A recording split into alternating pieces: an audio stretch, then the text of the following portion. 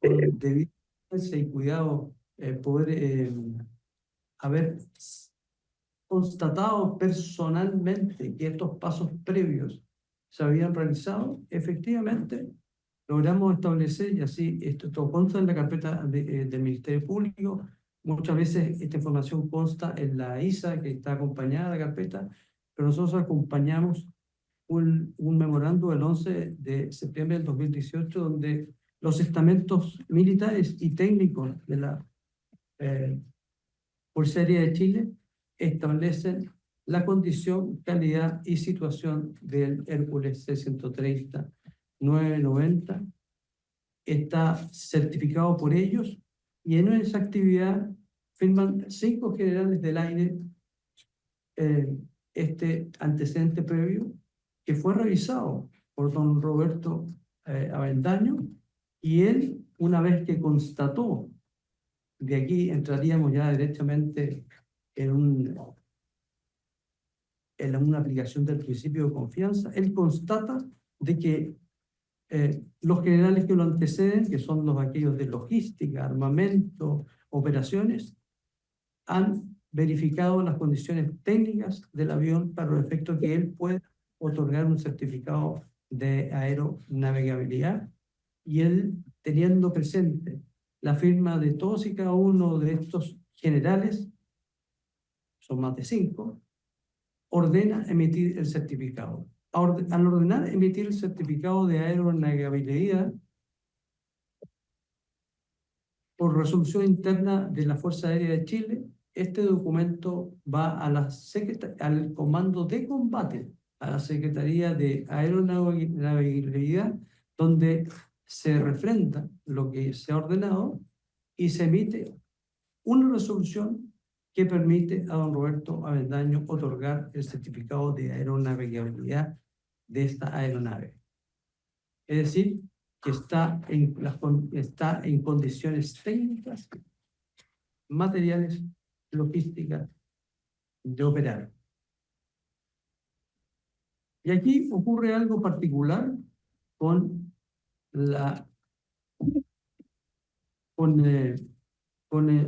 supuesta influencia. Todo esto se hace, señoría, sobre la base de la NOFA de 1300, y cumpliendo estrictamente sus normas generales y sus excepciones, porque recordemos, como yo le expresé, esta es una nave Legacy, por lo tanto su proceso de aeronavegabilidad fue cronológico, pausado en el tiempo, hasta que se logra terminar el proceso. Eso no significa que la nave no estuviese operativa, porque la aeronavegabilidad tiene que ver más bien con un registro de qué es lo que tiene la Fuerza Aérea, más que de la condición que tiene la nave respecto de si puede operar o no puede operar. Bueno, se hizo él, evidentemente, cuando otorga el certificado, y su señoría conoce las normas que regulan la responsabilidad penal, y especialmente el delito culposo, él otorga efectivamente, después de hacer toda una inspección preliminar, el 11 de septiembre y el 15 de octubre del 2019, él firma formalmente el certificado de aeronavegabilidad. Es decir, en el minuto que él firma, él cumple con la debida diligencia de seguir todos y cada uno de los procesos administrativos y legales que exige la Fuerza Aérea de Chile para llevar el proceso de aerocertificar navegablemente este Hércules C-130. Podemos decir que en esas circunstancias él pudo prever o pudo conocer de que el día 9 de diciembre del 2019 tendríamos que lamentar la caída de este avión, cuando junto con este avión, él, y eso está incorporado a la carpeta investigativa, él certificó la aeronavegabilidad de 118 aeronaves de las Fuerzas de Chile, que es todo esto dentro del plan de incorporación de registro de las aeronaves del país en la flota de la Fuerza Aérea de Chile, con sus bitácoras y mantenimientos que se rigen absolutamente por las normas militares y específicamente este avión por las normas TCTO de los Estados Unidos de Norteamérica, impartidas por su Fuerza Aérea. Se ha hecho mucho caudal en su señoría decir de que el momento que él otorga este certificado, la nave habría estado en servicio, en mantención, con una parte de una hélice desmontada. Quiero decirle de que el hecho de que la nave tenga un certificado de aeronavegabilidad y que esté momentáneamente en una reparación que duró de acuerdo a los antecedentes que tiene esta parte y que se incorporaban a la carpeta, es decir, un control de un drive bracket que estaba suelto, que demoró 2 días. Esas son las circunstancias que es normal en la aviación militar y también en la aviación civil. No impide el otorgamiento del certificado en cuestión. Es decir, no hay ninguna relación de causalidad en el otorgamiento y el proceso de certificar aeronavegablemente esta nave con lo que sucedió 2 o 3 meses después de ese proceso en el Mar del Rey, el 9 de diciembre de 2019. No era previsible, no era esperable y tampoco existió de parte de él un actuar diligente e imprudente con infracción de ningún reglamento, es decir, los cumplió a cabalidad. Se ha señalado además, su señoría, de que él debería, la imputación le hace un reproche respecto de antecedentes técnicos por tener la nave en cuestión, parte de su equipo que se denomina MEL, es decir, un equipo que tiene sus elementos básicos de aeronavegación con algún defecto, se le ha hecho responsable de él de una norma técnica de la cual no rige su función o cargo. Efectivamente, si uno va a las bitácoras de la Fuerza Aérea y las órdenes de mantenimiento, las naves de la Fuerza Aérea pueden operar bajo la modalidad que se denomina parte 3, usted lo habrá escuchado durante estas audiencias, cuando de manera excepcional ese parte 3 o esa work order que está pendiente o no se cumple o que está por cumplirse, tiene la firma de un ingeniero aeronáutico de la Fuerza Aérea que valida la condición aeronavegable del avión, en este caso del Hércules C-130, y que está junto, este parte 3, se le entrega al piloto o comandante de la nave, cualquiera sea este, y él revisa la información y entonces queda entregado en él, como ocurre también en la Marina Mercante y en la Marina de Guerra de Chile, la responsabilidad como capitán o comandante de la aeronave determinar si vuela o no vuela. ¿Qué autoridad tenía Roberto Avendaño Veloso para impedir que el capitán y el comandante Ítalo Medina despegaran de Chapunco el día 9 de diciembre del 2019? Reglamentariamente, ninguna, porque él, por las funciones de su cargo, y por sus funciones, no tiene autoridad militar alguna.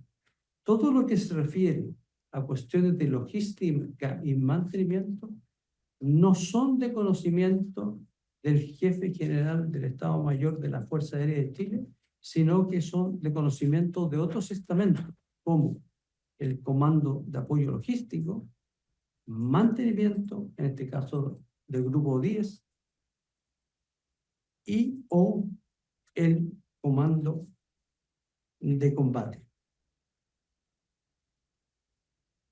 También se ha dicho, su señoría, de que por extensión de haber otorgado este certificado, se habrían producido estas consecuencias catastróficas. Parece que el hecho de otorgar un certificado, yo entiendo que en algún momento se aceptó la teoría de la causalidad y la concausa, pero a nosotros nos parece que no teniendo ninguna participación en la operación militar de la Antártica, ninguna participación en el comando de combate, ninguna participación en las operaciones logísticas de la Fuerza Aérea, y que por el hecho de haber, de acuerdo con su gran función, haber otorgado un certificado de aeronavegabilidad, es evidente que él no puede considerarse que es partícipe de un delito, un cuasi delito de homicidio múltiple por la caída del Hércules C-130.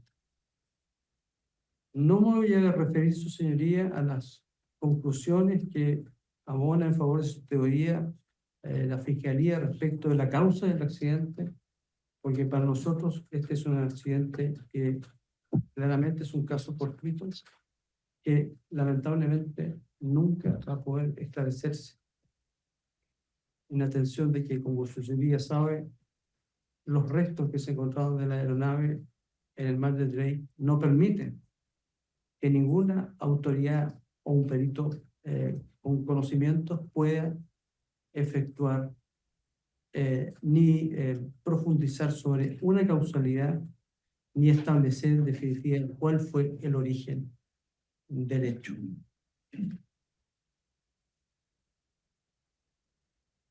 Señoría, por estas razones y como él no infringió los deberes de su cargo, no incumplió las funciones, no actuó de forma negligente ni imprudente, sino que solamente certificó una condición aeronáutica, teniendo a la vista los documentos técnicos y legales que le fueron enseñados y presentados, nos parece que él no tiene ninguna participación en los hechos y sería injusto decir que por el hecho de firmar, actuar formalmente en el otorgamiento de un certificado de la extensión de un certificado de aeronavegabilidad, proceso que había sido amparado y además dirigido por el estamento técnico de la Fuerza Aérea, se le impute como autor de un delito del artículo 492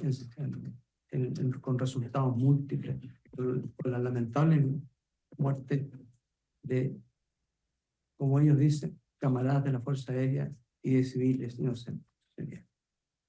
Hasta aquí mi alegación, don Nicolás.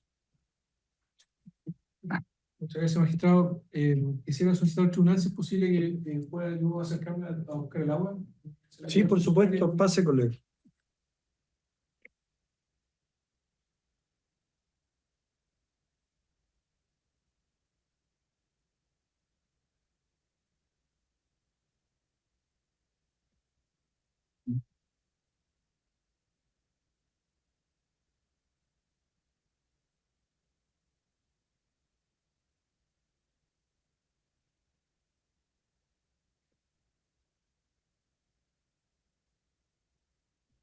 Bien, señoría, yo solamente voy a agregar algunas cuestiones relativas a consideraciones de naturaleza jurídica, amparando la solicitud de la defensa de establecimiento definitivo del artículo 150, letra B del Código Procesal Penal, en atención a que entendemos que no se cumple ninguno de los requisitos ni doctrinales ni jurisprudenciales que son exigibles para poder imputar el cuasi delito o el delito imprudente previsto en el artículo 492 del Código Penal, en la forma en la cual se ha descrito en la formalización y en la calidad que se le atribuye participación a nuestros representados, esto es en calidad de autor.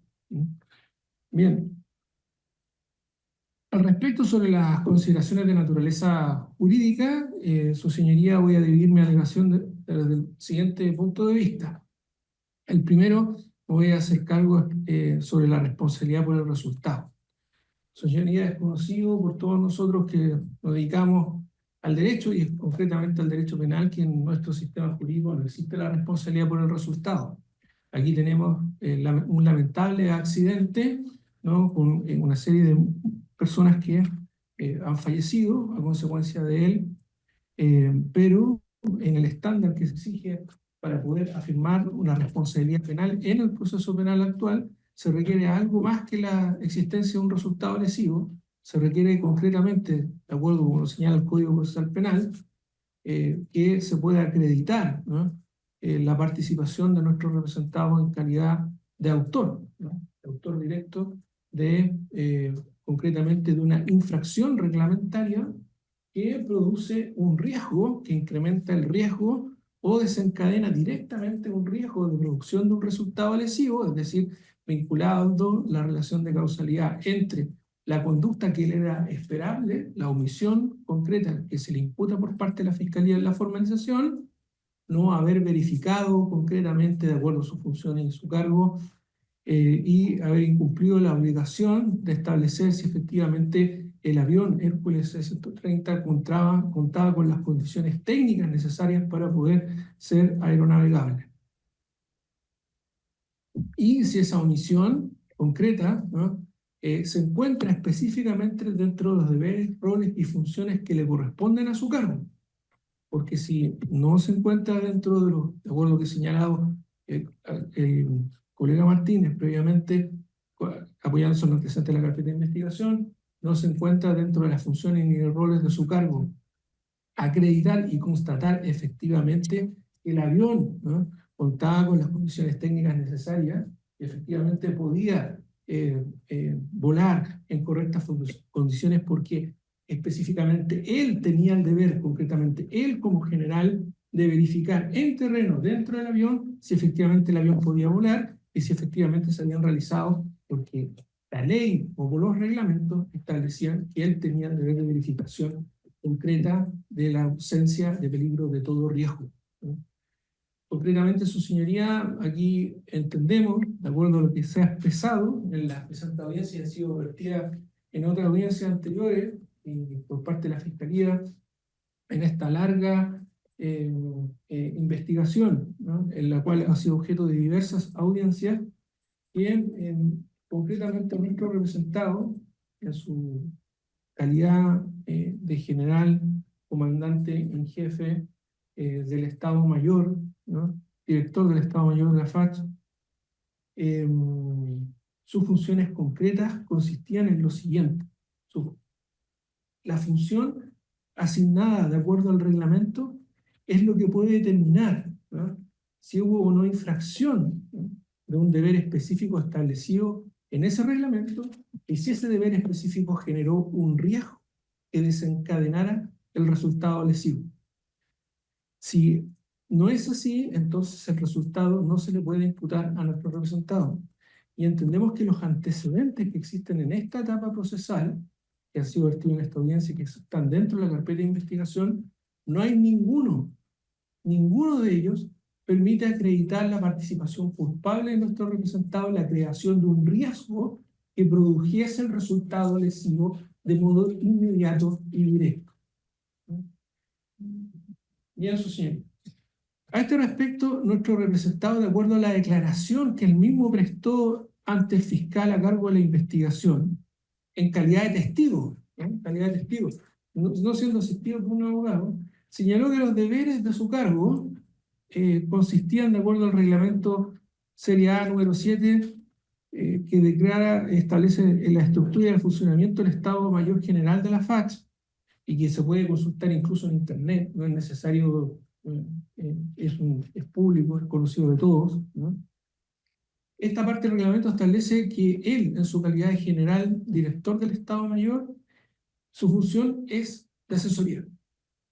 Él asesora al comandante en jefe en la planificación de la institución. Generalmente, el jefe del Estado Mayor es el general más antiguo. Generalmente, no siempre, pero generalmente, y se entiende que es el que tiene mayor experiencia. Y asesora al comandante en jefe en la planificación institucional, dónde se van a dividir los recursos, dónde se van a a destinar los recursos de la institución, dónde se van a desplegar las tropas, qué misiones se van a cumplir, en qué condiciones se van a realizar y qué se espera de la mejora institucional.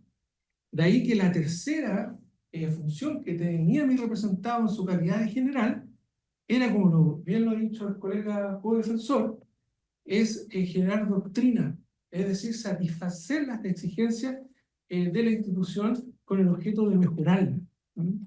Y concretamente establecer además un control estratégico de la institución, asesorando a este respecto al comandante en jefe.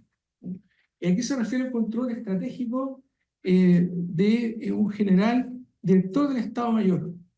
Bueno, mire, para graficarlo en términos sencillos y en palabras simples, comandante en jefe, yo creo que deberíamos adquirir estos equipos.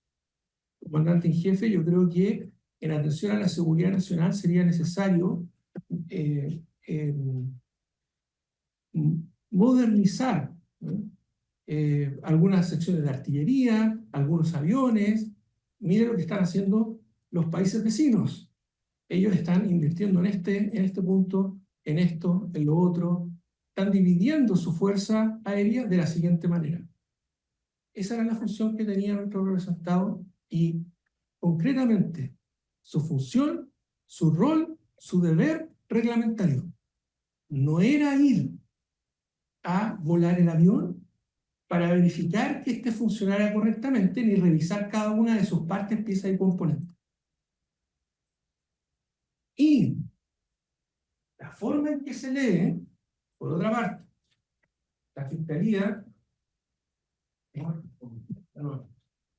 por otra parte, la manera en que se lee por parte de la Fiscalía las normas reglamentarias relativas al certificado de aeronavegabilidad están contenidas concretamente. Espera un segundo, su señoría, para buscar el reglamento. Ya se produce un segundo, ahí está. Concretamente la forma en que se lee por la Fiscalía el certificado de aeronavegabilidad, porque aquí está la NOFA 10.300, que está acompañada en la carpeta de investigación, antecedentes objetivos que están dentro de la carpeta. La forma en que se lee el certificado de aeronavegabilidad es solamente parcial. ¿Y qué quiero decir con esto que es parcial? Porque no se lee concretamente la normativa específica que dice en qué consiste el certificado de aeronavegabilidad. Según esta normativa, y se requiere en su señoría, es otra cosa, la infracción reglamentaria que justifica la existencia del riesgo de peligro. El representado debía emitir ese certificado. ¿Cómo se define en la letra E del contenido 10.300.1 donde se da el certificado militar de aeronavegabilidad? Este certificado. Punto 2, donde establece definiciones, letra E. Certificado militar de aeronavegabilidad.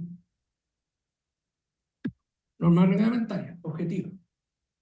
Es el documento que sirve para identificar técnicamente una aeronave de la FACH, definir sus características y expresar la calificación que merece para su utilización, deducida de la inspección en tierra y de las correspondientes pruebas en vuelo. Este certificado incluirá una mención expresa del certificado tipo y certificados tipos suplementarios que ampara la aeronave y su hoja de datos. Todos estos antecedentes le fueron entregados al general Avendaño. Los revisó, verificó que existieran y conforme a ello emitió el certificado de aeronavegabilidad, que no es nada más, por decirlo en un lenguaje corriente, la patente de la aeronave. Eso es todo. La patente de la aeronave. Es decir, es lo mismo que ocurre en términos, para hacer una analogía con el lenguaje ordinario, lo mismo que ocurre concretamente cuando una persona quiere pedir un certificado en el mundo civil para obtener la patente de un vehículo. Para obtener la patente de un vehículo necesita ciertos antecedentes, entre ellos dónde compró el vehículo, la factura del vehículo, la compraventa del vehículo, los antecedentes del vehículo técnicos que se piden para ello, concretamente es la inspección, ¿no? Que da cuenta de que efectivamente se cuenta con la revisión técnica respectiva de acuerdo a la ley del tránsito. Y quien otorga eso es un oficial del registro civil que otorga una patente. ¿De qué manera? Viendo que efectivamente existen esos antecedentes que previamente han sido revisados por otras personas. Incluso desde el punto de vista de la jerarquía del mando, según lo ha explicado previamente el abogado Martínez, él no comete ninguna infracción de naturaleza reglamentaria en el ámbito administrativo al no verificar concretamente si efectivamente esos documentos que le fueron otorgados previamente por una serie de estamentos militares de carácter técnico eran verídicos o no. Y ahí es donde está el principio de confianza. Él confía previamente por la existencia de deberes, roles y funciones dentro de una entidad jerarquizada que aquello que se le está ofreciendo a la vista es verídico. Que otras personas han cumplido específicamente con su rol, han realizado las inspecciones técnicas, ¿no?, a la cual se refiere el certificado de navegabilidad, ¿no?, que han volado previamente la aeronave, y así lo hizo ver el abogado Martínez previamente en su alegación con antecedentes concretos que decían cuestión con la hoja de datos y los antecedentes que fueron previamente tenidos en consideración al momento de la adquisición de la aeronave, porque no es efectivo, no contaba con un certificado militar de aeronavegabilidad entregado previamente por el gobierno de Estados Unidos. Se acompañaron antecedentes por esta defensa, son conocidos del Ministerio Público. Ahí cuenta específicamente que Estados Unidos otorgó un certificado de aeronavegabilidad de la nave, realizó todas las inspecciones técnicas y la entregó en perfectas condiciones a Chile para su funcionamiento. Y los antecedentes que le fueron otorgados a mi representado al general Avendaño para que otorgara el certificado de aeronavegabilidad no consta en ninguna parte que hayan sido falsos o hayan sido indebidamente emitidos. Eso no ha sido acreditado y eso es un hecho fehaciente en ninguna parte de la carpeta de investigación por parte del Ministerio Público. Su señoría, por otra parte, hay que tener en consideración lo siguiente, aclarar, yo sé que lo dijo el abogado Martínez, pero aclarar, su señoría, que mi representado en su calidad de general, director del Estado Mayor de la FACS, no le correspondía en ningún caso supervisar en terreno ni dirigir materialmente la forma en que se llevaba a cabo el programa aeronáutico nacional en relación con la directiva antártica o las misiones de la Antártica en general. No tenía nada que ver, no estaba dentro de sus roles, de sus funciones, y no hay ningún antecedente objetivo en la carpeta de investigación, ni reglamentario alguno, que dé cuenta que mi representado estaba encargado de supervisar esa misión, menos la que desencadenó y que dio origen al fatídico hecho que es objeto de la presente causa. Es a través del Comando de Combate, que es una entidad totalmente ajena a mi representado, que no depende en jerarquía del mando respecto de él, que no le rinde cuenta, y que mi representado además jamás se enteró siquiera de las órdenes que se habían dado en tal sentido. Son ellos los que eligieron el avión que realizaría la misión ese día. Eso está en la carpeta de investigación, es un hecho objetivo, indubitado. El personal y el piloto que estaría acá, ellos, y como lo dijo bien el abogado Martínez, no eligieron cualquier piloto y no eligieron cualquier avión para realizar la misión. Eligieron al mejor piloto de las FACS para manejar ese C-130 el día del feto. El más calificado, el que tenía mejores conocimientos y aquel que era apto para realizar la misión en relación con conocimientos en relación con la aeronave. Y eligieron la mejor aeronave para desplegar técnicamente la misión ese día. No había otra mejor, su señoría. No había. Y Esto es un antecedente objetivo. Para aprobar la infracción al deber de cuidado objetivo, la Fiscalía debería tener acreditada en esta etapa de la investigación, después de 2 años de la formalización casi que se van a cumplir ahora, efectivamente la FACH debería haber desplegado otros medios técnicos, haber elegido otro piloto.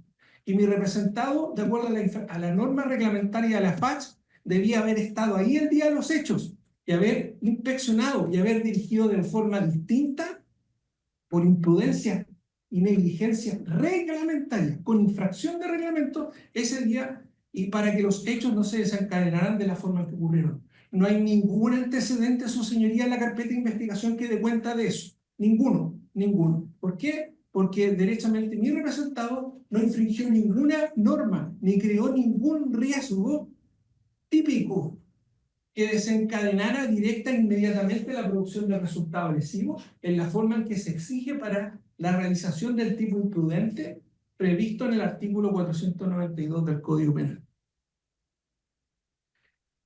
Bien, su señoría, para ir cerrando, 2 cosas. La primera es que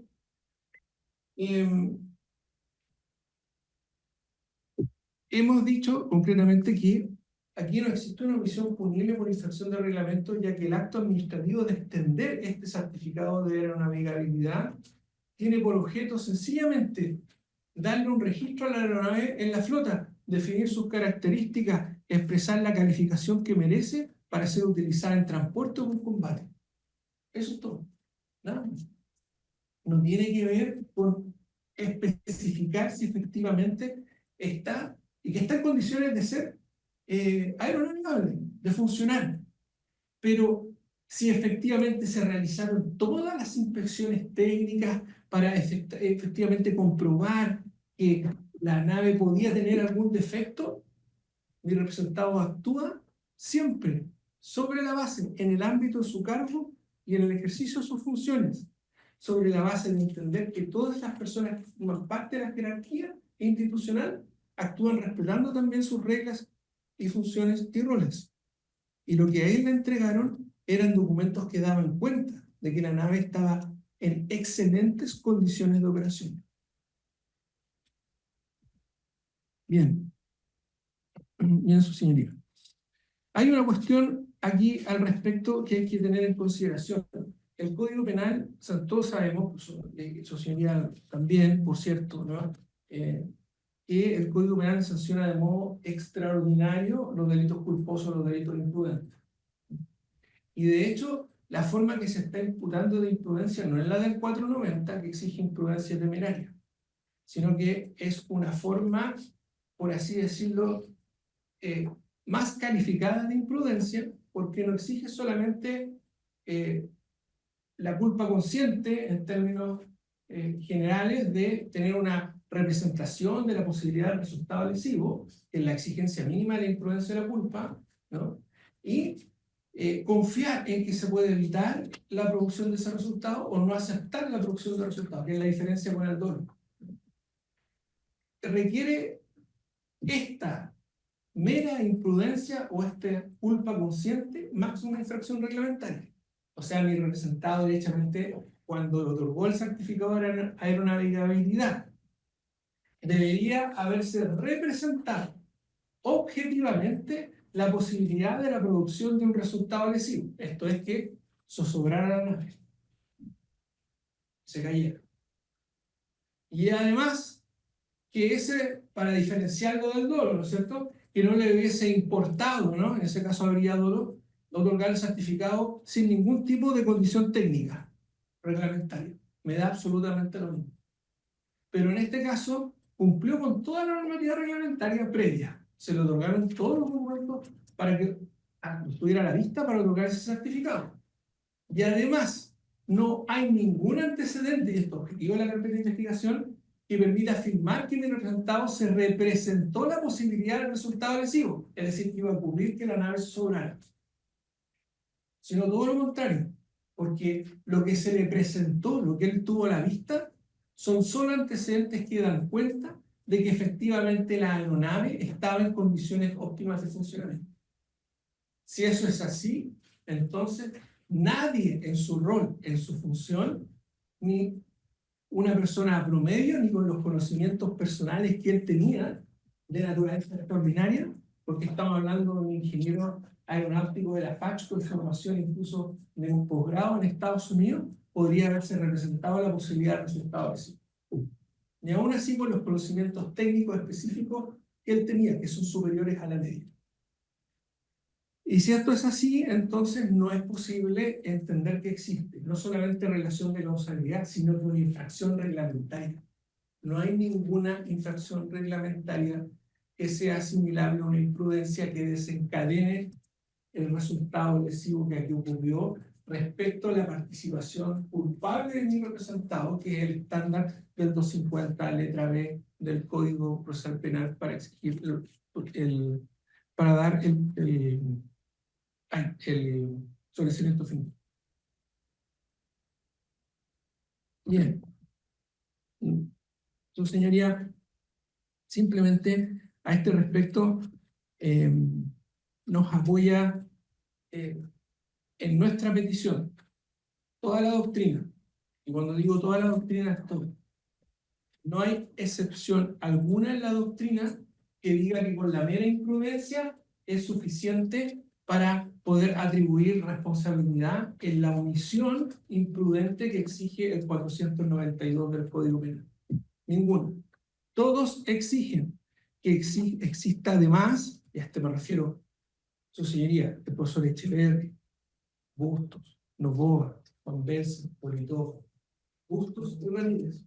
Cualquier manual que uno revise dan cuenta de lo siguiente: la infracción reglamentaria debe ser consecuencia o crear debe ser la fuente directa del peligro del riesgo, desencadenando la causalidad y el resultado lesivo, de modo tal que la infracción reglamentaria que se le atribuye a un sujeto que ha cometido un acto imprudente, o en este caso una omisión imprudente, tenga una vinculación inmediata con la producción del resultado. Y si esa vinculación no existe, entonces no es posible atribuirle el resultado lesivo, por muy dañoso que sea, por muy doloroso que socialmente pueda ser comprendido. Una cuestión que es para ir terminando. La jurisprudencia incluso. Hay sentencias de la Corte Suprema, solamente por algunos roles. Rol 853 del año 2003, la sentencia Rol 7070 del año 2007, establece lo siguiente en relación con este tipo penal: que la violación de un deber de cuidado compuesto por un conjunto de deberes que son propios de un sujeto concreto, en este caso el deber de cuidado de mi representado, alcanzaba solo la verificación de las condiciones formales y la certificación de contar con la documentación correcta, antecedentes técnicos necesarios, todos ellos como condiciones previas para la certificación de aeronavegabilidad, deben esta infracción a la violación del deber de cuidado que mi representado no infringió, debe ser parte de la previsibilidad objetiva del resultado lesivo. En este caso concreto no hay ningún antecedente en la carpeta de investigación, y esto es indudable porque no lo hay, no existe, que muestre, o ni siquiera un indicio, ¿no?, suficiente de que mi representado le otorgara este certificado de aeronavegabilidad, previó o anticipó objetivamente la producción del resultado lesivo. Y en este sentido, estas sentencias de la Corte Suprema dicen finalmente que el resultado debe ser objetivamente imputable a la conducta imprudente o negligente. Y para que ello sea posible, señalan necesariamente, y con esto si me permite leer su señoría brevemente, la sentencia Rol 7070 del año 2007 señala que para ello sea posible, necesariamente al afirmar la producción de este resultado lesivo, este debe ser, si no consecuencia directa de la infracción reglamentaria concreta como fuente legal. En este caso, su señoría, no ocurre. Entendemos, su señoría, en consecuencia, que al no existir indicios antecedentes que dé cuenta de la existencia de una infracción reglamentaria que esté dentro del ámbito de las funciones, de los roles que desempeñaba nuestro representado, no puede atribuirse al resultado lesivo. Por otra parte, al no haberse acreditado, no existir antecedente en ninguna parte de la carpeta de investigación de que mi representado, al otorgar el certificado de aeronavegabilidad, previó o pudo prever, incluso en la teoría más extensiva de la infracción al deber de cuidado, que pudo prever objetivamente la creación de un riesgo que desencadenaría el resultado, eso no está acreditado en ninguna parte de la carpeta, ni hay indicio suficiente de ello. Por otra parte, y para finalizar, hay una cuestión que es sumamente importante y que no se ha mencionado previamente en estas audiencias. Aquí se atribuye responsabilidad en calidad de autores, coautores a varias personas. Y como bien sabrá su señoría, y en esto me repito a los autores previamente citados, ¿no? En nuestro sistema jurídico no existe ninguna sentencia que avale la existencia de la coautoría en el delito imprudente. No hay. Los delitos imprudentes en nuestro sistema jurídico tienen autor único. ¿Y quién es el autor del delito imprudente? Aquel que creó objetivamente el riesgo que desencadenó directamente la producción del resultado lesivo, ¿no? Y aquí, ¿qué es lo que puede haber en esta causa? Aquí en esta causa lo que pueden haber es una acumulación de riesgos, pero no puede haber coautoría porque no hay convergencia siquiera en la imprudencia. Tal como existe en el delito doloso, para que exista coautoría se requiere convergencia en el dolo. Aquí, en el delito imprudente, para que existiera coautoría en el evento que se entendiera y se admitiera ello, necesariamente debería haber convergencia en la imprudencia, con una serie de actos que no aparecen en la carpeta de investigación por ninguna parte, como que el general Avendaño dijera, oye, bueno, en términos coloquiales, su señoría, si me lo permite. Mire, ¿sabe? No me importa que estén los certificados, me da exactamente lo mismo. ¿Dónde compró esta avión? No importa, da igual, ¿no? Da exactamente igual. ¿Qué certificado tiene usted ahí? No, tráigamelos después, ¿no? Y toda una serie de actos previos realizados por un cúmulo de personas imprudentes que hubiesen creado un riesgo que desencadenó por acumulación de producción de resultados. Esa es la única forma en que podría atribuirse coautoría en un delito imprudente en esta causa. Y eso, su señoría, y lo sabe muy bien la Fiscalía, no está en ninguna parte de la carpeta de investigación. En ninguna parte se acredita la imprudencia o la coparticipación en un delito imprudente por una acumulación de imprudencias con convergencia de esa imprudencia. Es decir, y aquí cito un viejo libro, del profesor Juan Busto Ramírez, El delito culposo, conocido por todos. La página 96 del libro cita una serie de jurisprudencia de la Corte Suprema, seguida por toda la doctrina posterior y por toda la jurisprudencia de nuestros tribunales, en que establece derechamente que en el delito imprudente o en el delito culposo no hay posibilidad de atribuir imprudencia o a varias personas a modo de coautoría, porque cada uno responde, dice don Juan Busto, por la creación del riesgo, siempre que ese riesgo se materialice en la producción del resultado lesivo, siempre que exista previsibilidad objetiva. Y aquí, su señoría, no hay antecedente alguno en la carpeta de investigación que dé cuenta de esa previsibilidad. Y él lo sabe. Eso es todo, su señoría. Muchas gracias. Sí. Bueno, hay una petición subsidiaria, no sé si la vamos a dejar para después o vamos a dar con todas las alegaciones. De inmediato hagamos la petición subsidiaria de inmediato. Ya. De tal forma de que los intervinientes se hagan cargo de inmediato de las dos peticiones. Muchas gracias. Bien, su señoría, subsidiariamente se solicita la declaración de prescripción de la acción penal,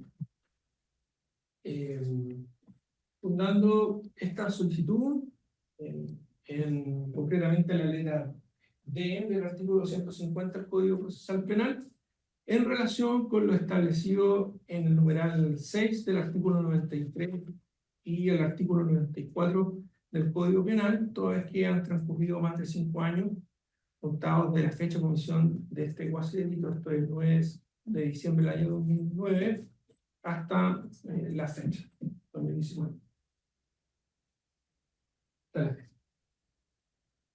Y pues, concretamente que desde el término de la prescripción que ha comenzado a ocurrir, bueno, el artículo 95 del Código Penal, hasta la fecha no ha operado, ¿no?, ningún acto que según la ley pueda interrumpir o suspender el término de la prescripción conforme lo establece el artículo 96 del Código Penal.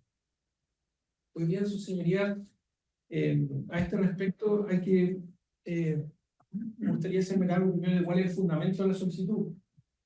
En general, el mero transcurso del tiempo del plazo de prescripción de la acción penal que está establecido para los delitos constituidos por la analogía expresa del Código Penal es de 5 años conforme lo establece el artículo 97 del Código.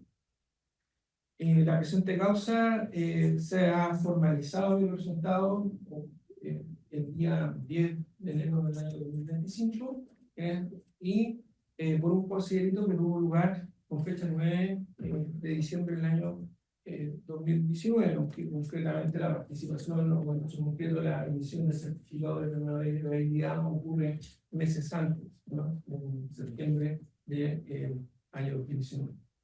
Sería el acto de cerca de ella.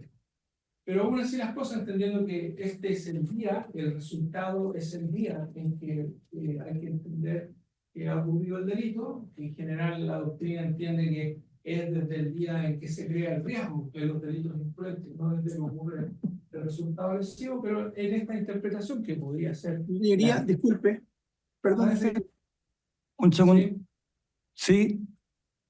perdón, señoría, que haya interrumpido, pero levanté la mano. Lo que pasa es que le pido, por favor, si le puede solicitar al colega defensor que no se aleje del micrófono, porque no entendemos y obviamente no vamos a poder contrarrestar sus argumentos. Muchas gracias. Muy bien, colega, por favor. Acérquese un poco más el micrófono. No, córralo completo. No, córralo. De la base. Ya. De la base, así le queda más cerca. Ya. Bueno.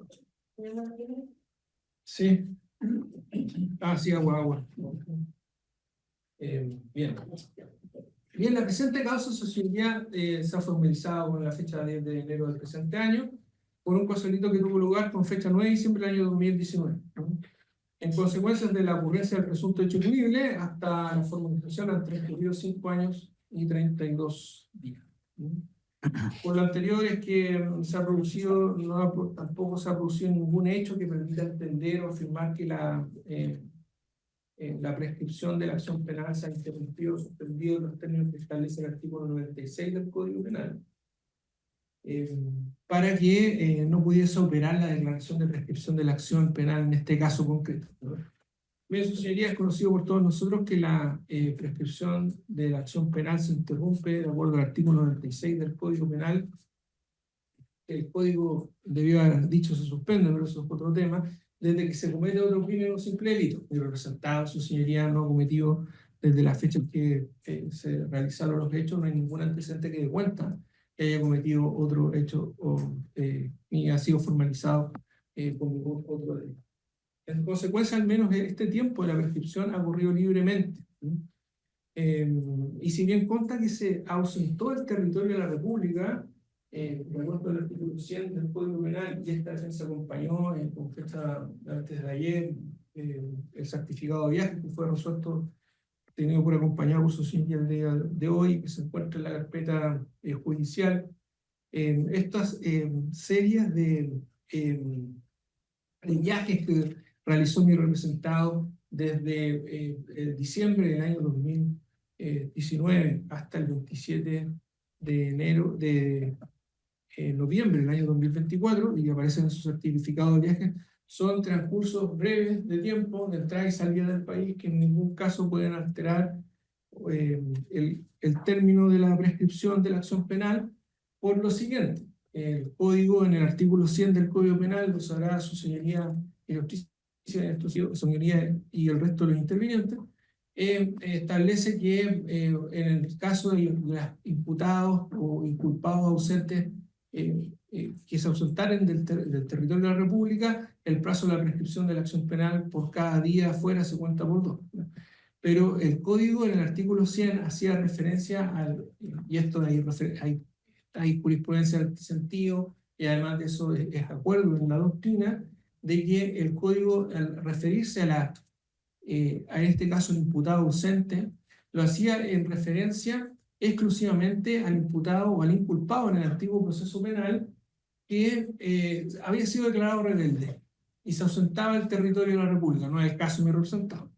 La otra situación que era mencionada por don Rafael Fontecilla era el caso del inculpado que siendo declarado reo, ¿no?, en el antiguo sistema penal no tenía apoderado ni domicilio conocido y no se le había podido notificar el autoprocesamiento, en consecuencia se entendía ausente del proceso penal. A eso se refiere el código, ausente del proceso penal, y con ello se sitúa fuera del territorio de la República con la finalidad de sustraerse de la acción de la justicia, ¿no? Y por eso se estableció este plazo. No hay ningún antecedente, su señoría, que muestre o demuestre que mi representado se ausentó del territorio de la República con la finalidad de sustraerse de la acción de la justicia. En ningún caso, y por ende, el plazo de prescripción entendemos que corre libremente. Y a este respecto, hay incluso jurisprudencia, su señoría, de la Corte Suprema en tal sentido, que da cuenta concretamente de que no se puede hacer una interpretación que pueda afectar, ¿no?, concretamente el derecho a ser juzgado en un plazo razonable, ¿no?, y la garantía de ser juzgado sin dilaciones indebidas por la mera circunstancia de encontrarse fuera del territorio de la República por un tiempo determinado. Y en tal sentido debe entenderse que salvo que haya sido con la finalidad de abstenerse o sustraerse de la acción de la justicia, en todos los otros casos el término de la prescripción no se interrumpe y corre libremente. A este respecto, su señoría, si me lo permite citar la sentencia respectiva, está la sentencia ROL 70.009 del año 2017 de la Corte Suprema de la Segunda Sala Penal, que recoge expresamente este criterio, ¿no?, entendiendo que el término de la prescripción de la acción penal solamente debe contarse un día por 2, ¿no?, en el caso de imputados que se sustraen de la acción de la justicia, pero no de aquellos que comparecen voluntariamente, como el caso de mi representado, que incluso compareció a la audiencia de formalización sin estar notificado expresamente, como lo pudo constatar su señoría, que fue requerido por el Ministerio Público en un primer momento, durante toda la etapa de investigación, únicamente como testigo, ¿no? De hecho, su declaración del 29 de septiembre del año 2022 es como testigo, ¿no? Y la solicitud de formalización se efectúa un día antes del cómputo del plazo total de la prescripción. Y uno podría decir, bueno, ya eso hace referencia ahora. Se entiende que la prescripción en este caso se suspendió por el inicio del procedimiento en su contra. Bueno, a eso me voy a hacer cargo ahora, su señoría. Bien. Entendemos que tampoco se suspendió el término de la prescripción de la acción penal en la presente causa, además por las razones previamente indicadas, ¿no?, porque no hay ningún antecedente dentro de la investigación de la fiscal, ¿no?, del Ministerio Público, ni tampoco dentro de los antecedentes que constan en la carpeta judicial, que se haya cumplido con aquello que establece el artículo 96 del Código, de entender que la prescripción se suspende desde que el procedimiento se dirige contra el culpable. porque en este caso no hay ningún acto procesal ni de investigación que haya tenido una eficacia suspensiva del término de la prescripción. Únicamente podría tenerlo, ¿no? En el caso que uno pudiese creerlo así, ¿no? Una citación al Ministerio Público en calidad de imputado. Mi representado no fue citado en ningún momento en calidad de imputado, ¿no? Al procedimiento, ¿no? No declaró, ¿no? En calidad de testigo. Y la citación que se le impone en calidad de imputado se le hace una vez cumplido el término de la prescripción de la acción, ¿no? Con posterioridad al término. Bien, a este respecto, su señoría, donde se le cita declarar. A este respecto, su señoría, hay que tener en consideración lo siguiente. También se podría decir, porque ha sido criterio y objeto de discusión, que la querella podría interrumpir el cómputo del plazo de la prescripción de la acción penal en este caso, ¿no? Y entender que el procedimiento se dirige en contra del culpable, en contra de nuestro representado, por la sola interposición de las querellas en la presente causa.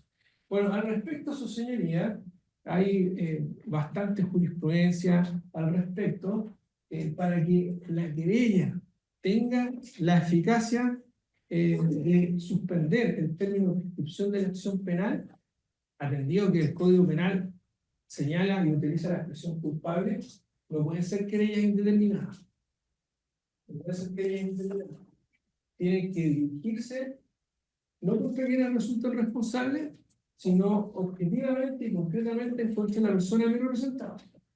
Y ninguna de las querellas, a este respecto, su señoría, por ejemplo, hay muchas sentencias, pero la sentencia ROL 839-2007 de la Corte Suprema recoge muchas sentencias anteriores, otorgando la eficacia suspensiva a la querella, diciendo que la querella suspende la prescripción de la acción penal, pero siempre, y eso ha sido un criterio unánime, en la medida en que sea dirigida en contra de personas determinadas. Pues bien, su señoría, ninguna de las querellas que se presentaron en esta causa, querella, voy a mencionar, está en la carpeta de judicial, por si su señoría las quiere revisar. La 11 de diciembre del 2009, 5 querellas del 12 de febrero del 2020, 5 querellas más del 3 de febrero del 2020, las puedo buscar por fecha, 4 querellas del 21 de febrero del año 2020, una querella el 26 de febrero del 2020. Bueno, su señoría, todas estas querellas que llegan hasta el 18 de enero del 2023, ninguna, las puede revisar toda su señoría, ninguna de ellas se dirige en contra de mi representante. Incluso se dirigen algunas de ellas en contra de imputados que no están formalizados. Pero en contra de mi representado no hay ninguna. Entonces, en los términos en los cuales se ha entendido siempre que, o es asentado criterio, de que para entender que la querella tenga efecto suspensivo, debe dirigirse contra el culpable, y que es culpable una persona determinada. Y en este caso, no hay persona determinada en ninguna de esas querellas. Y aquí viene lo otro. ¿Pueden las actividades de investigación que se han realizado en la presente causa en relación con mi representado tener eficacia suspendida en este caso concreto? Ninguna, sucede, ¿no? Ninguna de las actividades realizadas de investigación en los términos del artículo 7º del Código Procesal Penal, si se tuviera se interpretase en armonía con el artículo 96 del Código Penal, ¿no? Han sido dirigidas expresamente en contra de mi representado en todo el cúmulo de prescripción de la acción penal de 5 años. La citación que se hace a mi representado para declarar en calidad de imputado lo es después de la solicitud de formalización y después de cumplir el término del plazo de la prescripción, ¿no? Después de solicitar, ¿no? la prescripción, la solicitud de formalización, como una forma de salvar, ¿no? La situación de una forma administrativa, ¿no?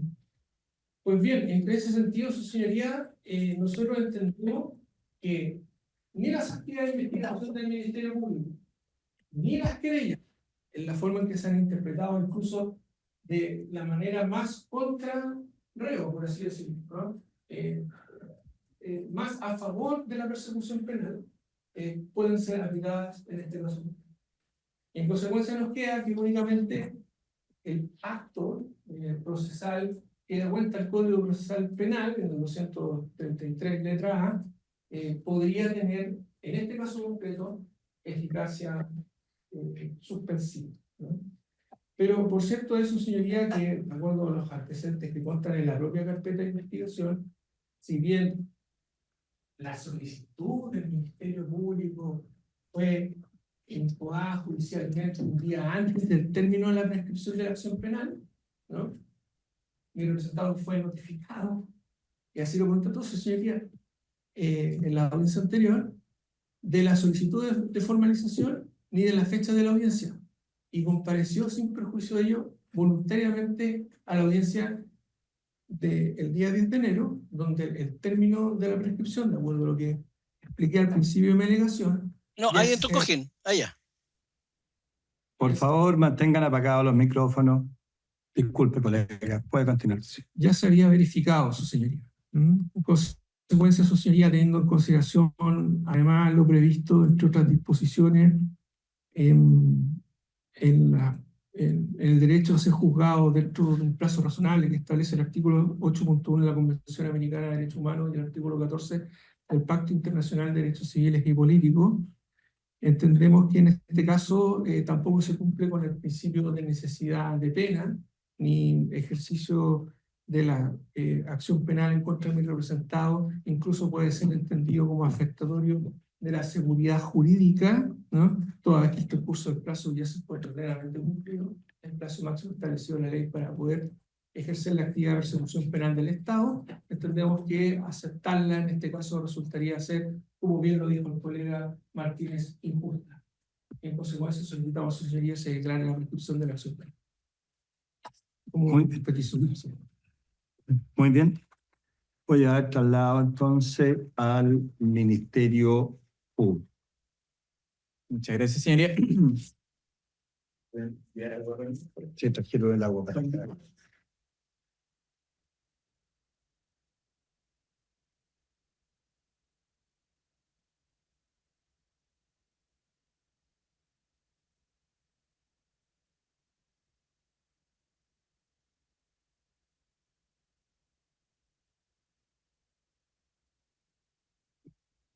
Señoría, ¿le puedo pedir un receso para ir al baño brevemente? Puede ser unos 3 minutos, no más.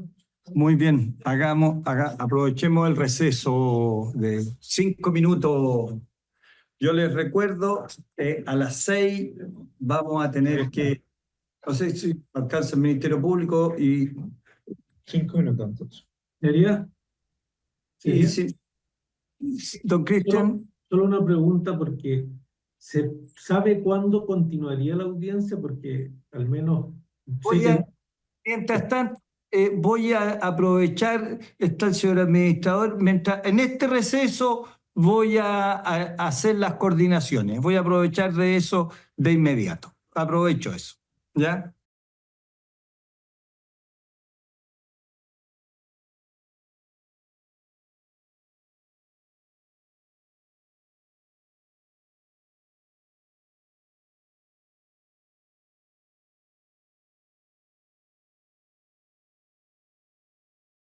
Reanudamos la audiencia. Tiene la palabra el Ministerio Público. Señor fiscal.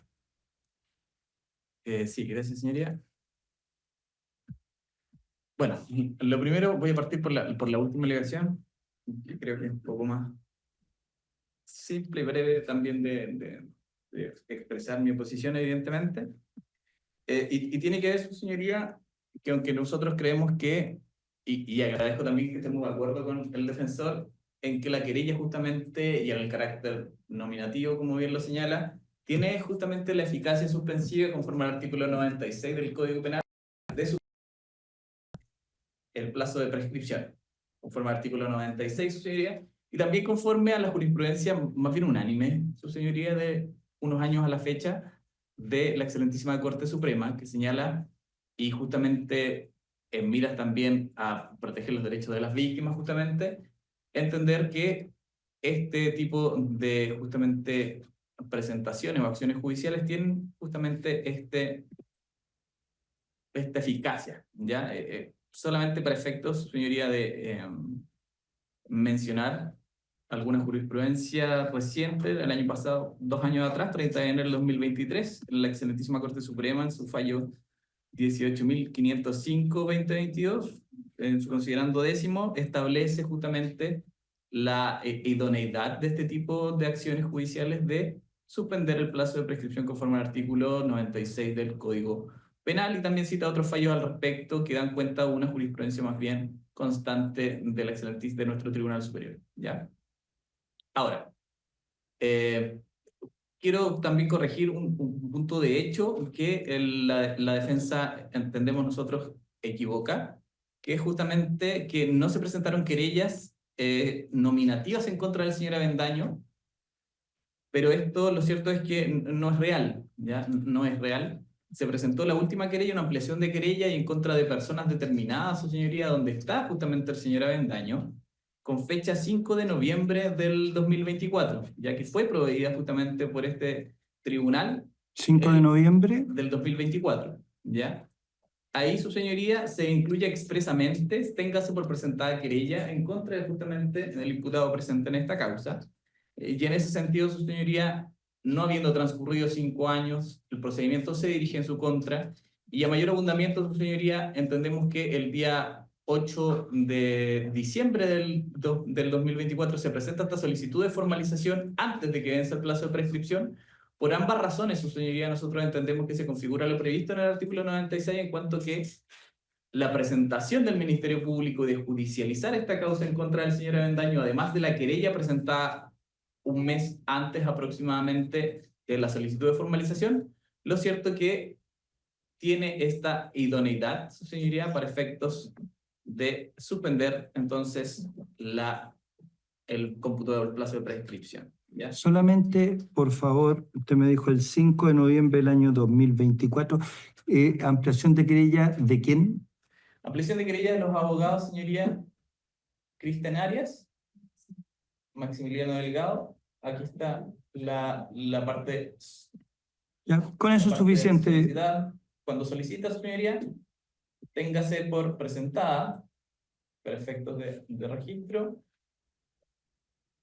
Tener por presentada la presente ampliación de querella en el sentido que se complementan las querellas anteriormente presentadas, incorporando los hechos y personas que se han mencionado en la presente ampliación, y dirigiéndola especialmente en contra de Roberto Javier Avendaño Veloso, Joaquín Ursúa Rentería, Fernando Mundaca Rodríguez y Arnoldo Ítalo Basalacua Pérez, por respecto de todos ellos, calidad de autores del delito de homicidio imprudente con resultado múltiple lesivo de muerte de 38 víctimas contemplado en el artículo 391 número 2 en relación al artículo 490 número 1 ambos del Código Penal.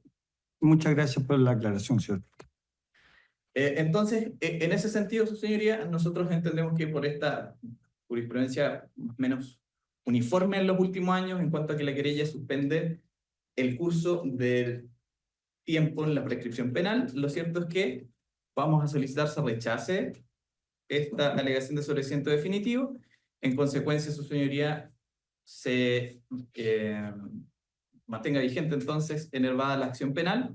Y en ese sentido, magistrado, la verdad que no voy a redundar en el hecho, nomás respecto de las demás alegaciones, respecto del artículo 100, lo cierto que solo mencionar que el artículo 100 no distingue ningún tipo de justamente excepción o discernimiento en situaciones distintas, y nosotros entendemos que cuando la ley es clara, lo cierto es que debe aplicarse en su tenor literal, ¿ya? Pero eso, magistrado, respecto de la prescripción. Eso respecto de la prescripción. Respecto, su señoría, ahora del artículo 250 letra E, voy a partir mis alegaciones, su señoría,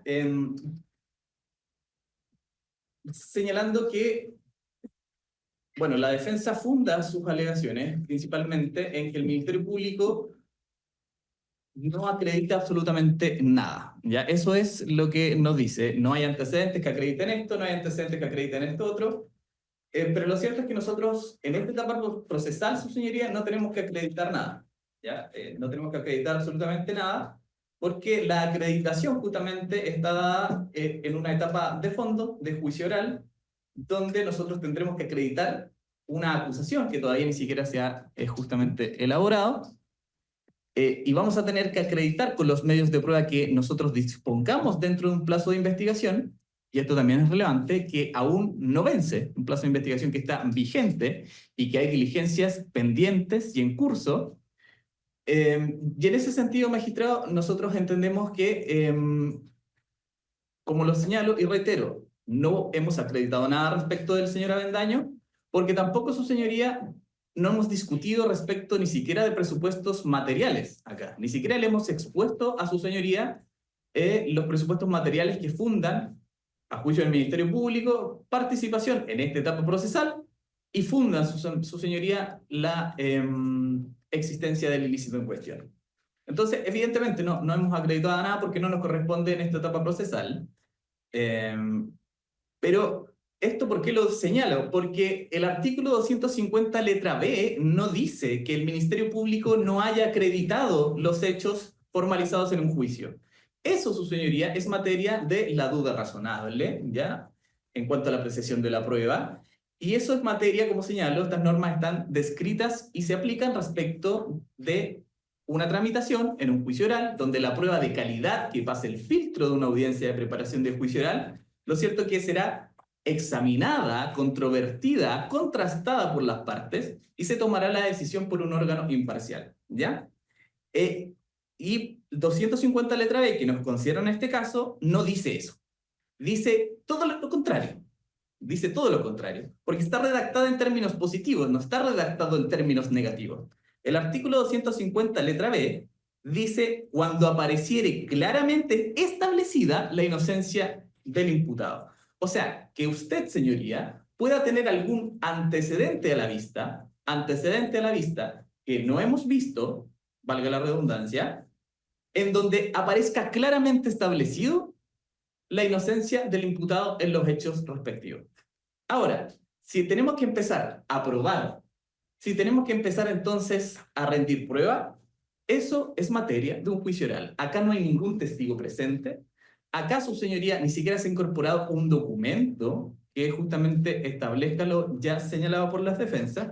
Y en ese sentido, magistrado, creo que no se cumple el estándar. Respecto de este mismo punto, la Ilustrísima Corte de Apelaciones de Rancagua establece que el estándar de duda razonable que lleva al juez a dictar una sentencia absolutoria no se aplica al momento de decretar el sobreseimiento definitivo. Y lo dice el fallo 193/2011 de la Ilustrísima Corte de Apelaciones de Rancagua, dice que se requiere siempre certeza para sobreseer definitivamente.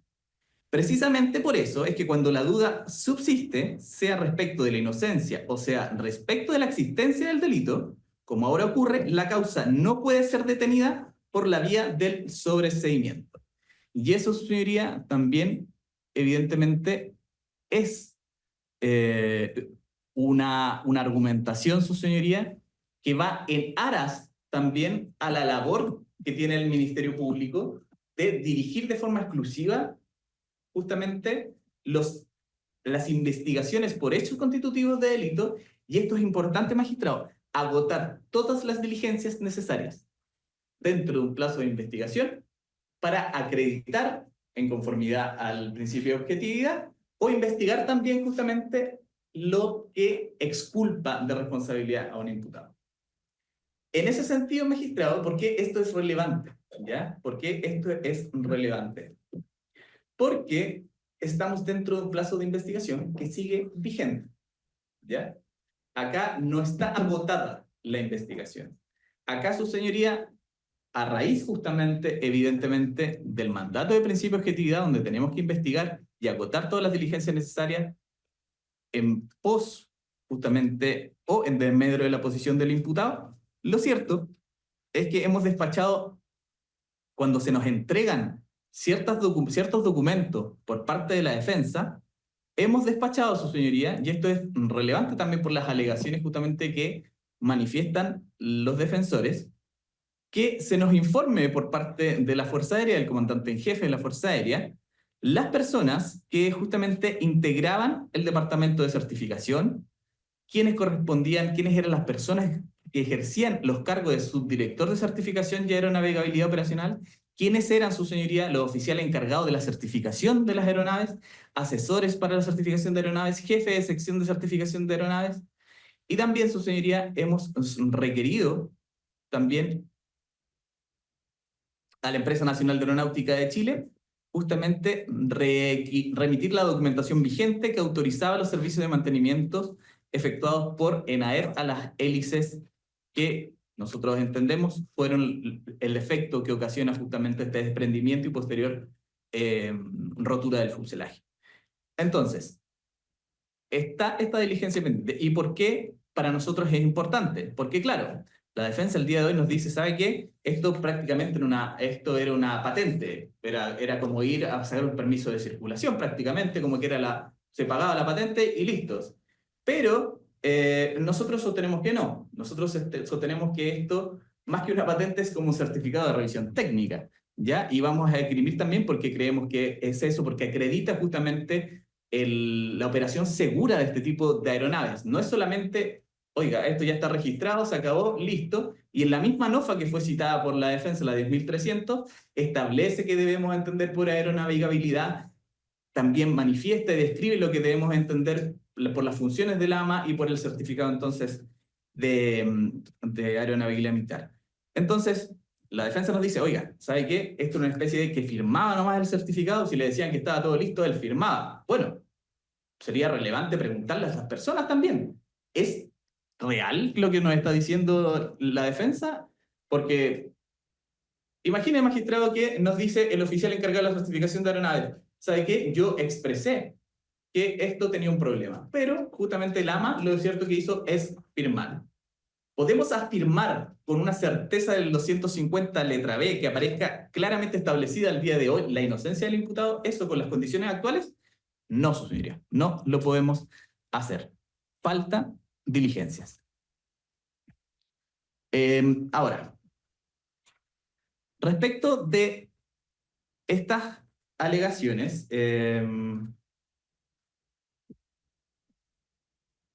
vamos a plantear lo siguiente. Evidentemente, hemos solicitado el rechazo. Vamos, su señoría, a incorporar otras partes que evidentemente no fueron incorporadas por la defensa de esta misma NOFA 10.300, ¿ya? Porque claro, la defensa lo único que nos señala y lee extractadamente es en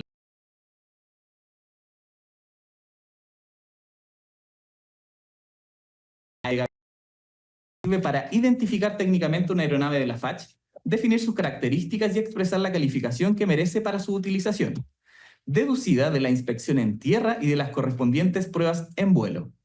Este certificado incluirá una mención expresa del certificado de tipo y certificados tipo suplementarios que amparan la aeronave y su hoja de datos. ¿Ya? Pero eso lo tenemos que vincular también con otras definiciones que la misma NOFA nos manifiesta, ¿ya? Y por ejemplo, la letra A, cuando describe justamente la aeronavegabilidad, dice es la capacidad de una aeronave y de sus equipos de a bordo para ser operada, y esto es importante, con seguridad por la tripulación y apoyada por el personal de soporte en tierra en cualquier ambiente y circunstancias para los cuales ha sido diseñada y certificada por la institución a través de su ciclo de vida útil. Y esto también es relevante, punto. Aptitud técnica para el vuelo y o para una clase de vuelo determinado. O sea, aptitud técnica para el vuelo es, esto puede volar, esto no puede volar. Así de simple. Y eso justamente lo omite. Cuando voy a sacar una patente, una matrícula solamente, un registro de una aeronave, no requiere una aptitud técnica para el vuelo, ¿ya? Y también se va a exhibir también lo que es un certificado de matrícula, que el certificado de matrícula sí es anterior de un certificado de aeronavegabilidad. El certificado militar de aeronavegabilidad, la misma NOFA manifiesta que toda aeronave de la Fuerza Aérea de Chile debe poseer un certificado militar de aeronavegabilidad vigente. ¿Ya? Es un mandato, es una obligación. ¿Y quién justamente es quien emite ese certificado? Es el imputado presente. Respecto de este certificado de aeronavegabilidad vigente, también la misma NOFA señala avalando que ella ha sido inspeccionada físicamente, revisado sus registros de mantenimiento y dada de alta, pudiendo por tanto operar de nuevo en forma segura conforme a sus capacidades, configuraciones y limitaciones a lo largo de su vida de servicio institucional. Otra información que también es relevante, señoría, es justamente respecto del certificado militar de aeronavegabilidad, que ya sabemos de carácter obligatorio, en cuanto a la primera certificación militar de aeronavegabilidad, que es justamente este documento de fecha 15 de octubre del año 2019. Lo vamos a exhibir, señoría, para que, no sé si lo ha tenido a la vista, pero vamos a exhibirlo. Si me permite compartir pantalla. No hay inconveniente. No, ¿Lo pueden ver ahí? sí, reconocemos.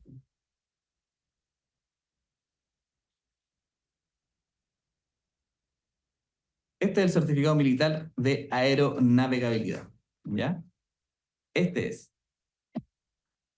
Y lo que nos dice justamente este certificado de aeronavegabilidad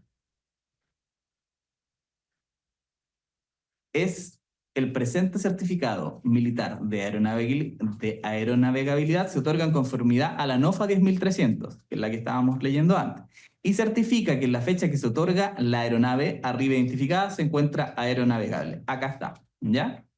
Después dice, este certificado militar de aeronavegabilidad mantendrá su vigencia siempre que los datos técnicos estén actualizados respecto a su configuración, mantenimiento preventivo, modificaciones de acuerdo a los manuales aprobados de mantenimiento, normas regulatorias e instrucciones de la aeronave. Dice, el oficial que lo aprueba tiene la autoridad de revocar este certificado cuando cualquiera de las condiciones anteriores no se cumplan, ¿ya? O sea, esa es la potestad que tiene el AMA, que es la Autoridad Militar Aeronáutica, su señoría. Y que la firma como jefe del Estado Mayor General y Autoridad Militar Aeronáutica, porque la defensa también omitió en sus alegaciones que no solamente el señor Avendaño Veloso era jefe del Estado Mayor General, sino que también un punto relevante y necesario para emitir este tipo de certificado es que él ejercía el rol de Autoridad Militar Aeronáutica, ¿ya? Aquí está este certificado. Este certificado también es importante, magistrado, porque nosotros también entendemos que este certificado, y también lo relatamos en la relación de lo hecho, está incompleto, ¿ya? Y nosotros podemos sostener, su señoría, que este fallo, este certificado militar de aeronavegabilidad, justamente no cumple tampoco con la NOFA 10.300, ¿ya? Y voy a pasar justamente a recalcar el punto 1. Ya el punto 1 dice, el presente certificado militar se otorga en conformidad a la NOFA y certifica que a la fecha que se otorga la aeronave arriba identificada se encuentra aeronavegable. Pero vamos a ver, su señoría, vamos a ver, y voy a exhibir otro, que es el mismo que establece la NOFA 10.300 como un ejemplo de certificado, un modelo de certificado militar de aeronavegabilidad, ¿ya? Este es el que incluye la NOFA, señoría. Este es el que incluye la NOFA y que, curiosamente, está incompleto en cuanto a una parte que es bastante relevante para nuestras alegaciones. Lo voy a compartir ahora. Acá está. Certificado militar de aeronavegabilidad. Este evidentemente es otra aeronave, otro modelo, justamente otro fabricante, pero dentro de este certificado aeronavegabilidad está escrito la siguiente afirmación. Está destacado en amarillo, pero bueno, la primera parte dice punto 6 y es idéntica hasta que dice se encuentra aeronavegable. Después, este certificado que debe servir como modelo dice lo siguiente. El límite de vida de servicio de esta aeronave es el equivalente de horas de vuelo, ciclos u otro apropiado como medida de vida útil. ¿Ya? Esa frase, esa mención, justamente no la tiene el certificado militar de aeronavegabilidad de la nave siniestrada. Se emite en consecuencia, se emite un certificado de aeronavegabilidad, infringiendo entonces los requisitos que la misma NOFA 10.300 debía justamente señalar justamente en su cuerpo del certificado. Se omite. Y podemos pensar por qué se omite y nosotros sostenemos que se omite porque no existía, su señoría, un certificado de aeronavegabilidad anterior, ya no existía esa información. La defensa, lo cierto es que habla de un certificado, el DD-250, que supuestamente nosotros tenemos en la carpeta investigativa, ¿ya? Pero lo cierto es que nosotros no tenemos ese certificado, porque lo hemos solicitado a la Fuerza Aérea y no ha sido emitido, ¿ya? Así que ese certificado, el DD-250, nosotros no lo mantenemos hasta el día de hoy. De hecho, en la pericia que nosotros justamente... en la pericia del perito del señor Gómez, que nosotros incorporamos en la audiencia anterior, y que justamente da cuenta que la causa más probable era este desprendimiento de la pala de la hélice. Lo cierto es que se hizo análisis de todos los antecedentes recogidos, ¿ya? Y lo que nos dice respecto de este documento, el formulario DD-250, es lo siguiente: un ingeniero aeronáutico con la capacidad de hacer este peritaje. El DD-250 es un material inspection, Material Inspection and Receiving Report que documenta la inspección y aceptación de bienes y servicios por parte del gobierno de los Estados Unidos, específicamente el Departamento de Defensa. Su propósito es verificar que los productos y servicios contratados cumplan con los requisitos del contrato antes de su aceptación y pago. Eso es lo que nos dice el perito. La certificación de aeronavegabilidad de una nave es un proceso más complejo y específico que involucra la verificación de que la aeronave cumple con todos los estándares de seguridad y operatividad requeridos por las autoridades de aviación. En Estados Unidos, esto normalmente es gestionado por la Administración Federal de Aviación para aeronaves civiles y por las correspondientes autoridades militares como el USAF, United States Air Force. Después, dice lo mismo: el DD-250 es crucial para la recepción y aceptación de componentes y servicios que podrían ser parte del mantenimiento y operación de una aeronave. No es el documento que certifica su aeronavegabilidad. Después de ejemplos de justamente lo que se requiere para que se entienda que hay documentos que puedan fundar un certificado de aeronavegabilidad, y lo cierto es que dice que hay 3 certificados capaz justamente de homologarse para efectos de emitir por parte de la Autoridad Militar Aeronáutica este certificado de aeronavegabilidad. El primero es el certificado de exportación de aeronavegabilidad militar, ¿ya? El segundo es el Defense Security Cooperation Agency, perdón, es el Certificate of Airworthiness, algo así dice, no sé la palabra exacta, pero dice que es un certificado que también emite la UAF. ¿Y qué nos dice el perito? ¿Qué nos dice el perito? Que ninguno de los certificados fue presentado por la Fuerza Aérea de Chile en la respuesta a las solicitudes efectuadas al respecto. Entonces, eso, su señoría, eso creo que en esta etapa procesal, existiendo absolutas dudas respecto de la existencia de estos certificados, tampoco puede ser utilizado como argumento. Si bien puede revestir algún fundamento plausible, lo cierto es que es materia también de fondo. ¿Qué otras alegaciones que se hicieron, su señoría? Aquí lo que se dice que, bueno, por principio de confianza, su señoría, lo cierto es que yo firmé prácticamente porque dijeron que estaban todos los documentos, pero su señoría, aquí lo que no estamos hablando de la revisión técnica de una bicicleta, no es ir inflar la llanta de una bicicleta, estamos hablando de un avión de uso militar de hace 50 años, de segunda mano. Estamos hablando, su señoría, de transporte de personas, y estamos hablando de un vehículo que la seguridad debe ser extrema, porque cualquier desperfecto a más de 10.000 pies de altura va a causar irrevocablemente, su señoría, la muerte de personas. Estamos hablando justamente de eso. En ese sentido, su señoría, nosotros no alegamos que el señor Avendaño Veloso se haya dicho, ¿sabe qué? Con esto yo voy a matar gente, ¿ya? En ese sentido, creemos que ninguno de los imputados se levantó ese día con las ganas de que esto pasara. Eso lo descartamos. Pero lo cierto, magistrado, es que esta especie de culpa con representación, en este caso en particular, es casi equivalente a un dolo eventual. O sea, si estuviésemos hablando de culpa con representación, como lo manifiesta la defensa, o sea que, mire, sabe que yo me representé que este avión se podía caer, pero bueno, firmé. Eso ya es casi un dolo eventual, porque me represento un resultado lesivo y actúo. Improbable, absolutamente improbable de ocurrir. No es probable que los aviones se caigan, absolutamente. Pero sabe que yo actúo igual, ¿ya? Eso es casi, en este caso en específico, un dolo eventual. Y no estamos hablando de la culpa con representación, estamos hablando de la mera negligencia.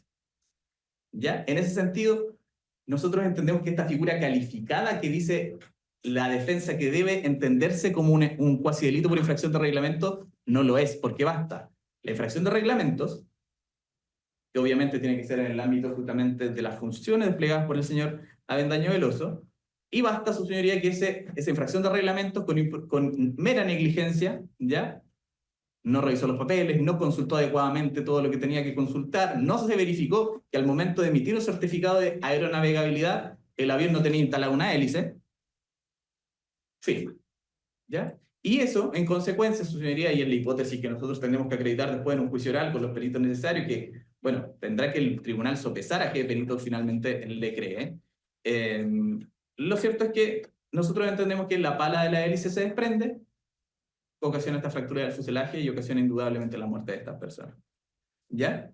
Pero no estamos hablando, su señoría, de culpa con representación como manifiesta la defensa, y entendemos, su señoría, que en ese caso estaríamos ante una figura bastante más grabada de responsabilidad. ¿Ya? Respecto de las alegaciones que hace la defensa, también respecto justamente de que no tuvo participación en la adquisición, jamás lo imputamos. Lo cierto es que lo que estamos imputando específicamente es la emisión de este certificado de aeronavegabilidad con negligencia, señoría, en el ámbito de sus funciones. Un avión que no se encontraba aeronavegable o que debía haberse quedado en tierra se encuentra a disposición de la Fuerza Aérea de Chile para justamente disponerse y ser usado en una misión antártica. Respecto de esta falta de justamente participación respecto como de que no tenía responsabilidades en su calidad de jefe de Estado Mayor General, lo cierto, su señoría, es que aquí vamos a también respecto de incorporar cierta información que es relevante. Un segundo.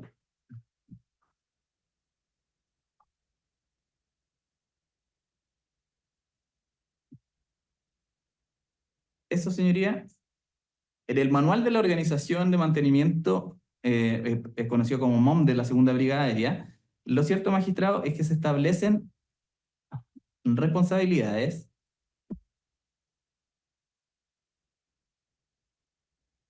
y se establece justamente cuál es la responsabilidad de la Autoridad Militar Aeronáutica.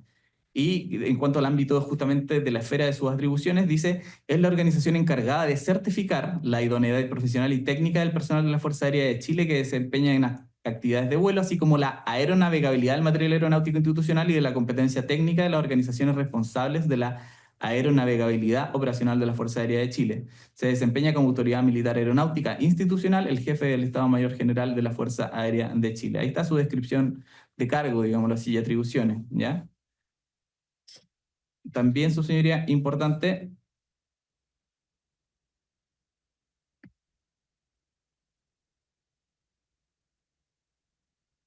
en cuanto a la Autoridad Aeronáutica Militar de la Fuerza Aérea, se manifiesta que es la entidad reguladora interna encargada de establecer y supervisar normas y estándares de aeronavegabilidad de las aeronaves militares de la institución. Sus responsabilidades incluyen desde el otorgamiento del certificado de aeronavegabilidad militar de la aeronave, otorgamiento del certificado de matrícula, son cosas distintas, la aprobación de los programas de mantenimiento específicos para cada operador militar y la supervisión del cumplimiento de las normativas internas y procedimientos establecidos. La AMA de la FACH también debería realizar inspecciones y auditorías periódicas para garantizar que las aeronaves, incluyendo el C-130 Hércules, cumplan con los estándares de calidad y presión definidos. Y también, su señoría, en la misma... Y con esto voy concluyendo en cuanto a las responsabilidades. También en la NOFA 10.300, su señoría, se señala dentro de las responsabilidades de la Autoridad Militar Aeronáutica. La Autoridad Militar Aeronáutica es la encargada de certificar la navegabilidad de las aeronaves de la Fuerza Aérea de Chile. En este sentido, debería desarrollar las siguientes actividades: consolidar, mantener actualizados los documentos básicos de certificación de aeronavegabilidad en el registro de aeronaves, aceptar certificaciones de aeronavegabilidad, certificación de datos, entre otros servicios de países militares, proporcionar certificación basada en excepciones y dispensas como sea necesario de acuerdo a lo establecido en la NOFA 10.300, establecer y ejecutar procesos de vigilancia y monitoreo del sistema de operación para identificar cuando la aeronave no satisface los requerimientos de aeronavegabilidad debido a la edad, empleo y causas no previstas. O sea, estas alegaciones de que no tenía ámbito, no estaba dentro del ámbito de sus funciones, de sus atribuciones, lo cierto es que, a lo menos en esta etapa procesal, su señoría, reitero, esta etapa procesal en donde nosotros no tenemos que acreditar nada, lo cierto es que hay fundamentos plausibles para seguir esta investigación.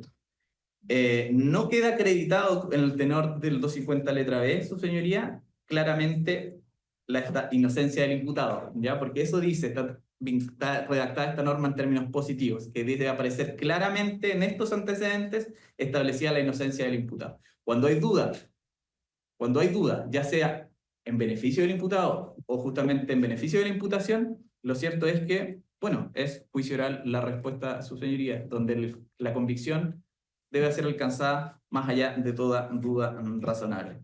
Por lo tanto, creemos, su señoría, que estas alegaciones también deben ser desechadas, y eso sería, señoría, por el momento. Muy bien. Atendida la hora, vamos a suspender la audiencia hasta mañana a las 15 horas. De los colegas me gustaría, para poder fijar un orden, de los colegas querellantes, y que esto no parezca que estoy induciendo a los querellantes para que no me... si alguno de los querellantes va a hacer uso de la palabra mañana, lo presento de esa forma, por favor, me lo señalen. Entonces, voy a señalar aquí, don Maximiliano Delgado. Ya, entonces, para mañana voy a señalar el orden que lo estoy viendo, por favor. Querellantes. Don Maximiliano Delgado.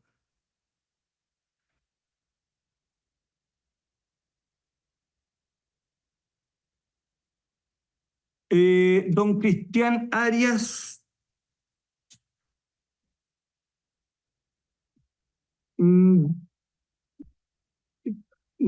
¿Alguien más? Sí, por acá, magistrado.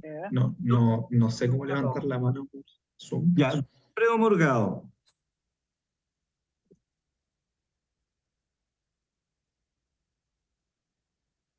¿Alguien más, colegas? Cecilia Cepeda. No se preocupe, si lo estoy mirando. ¿Quién más? Javier Rojas, don Javier. Sí, ¿Ya lo han...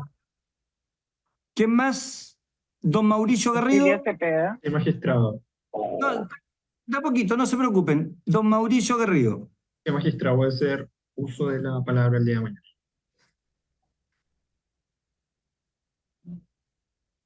¿Alguien más estaba levantando, había pedido la palabra? Cecilia Cepeda. Doña María Cecilia Cepeda. Sí.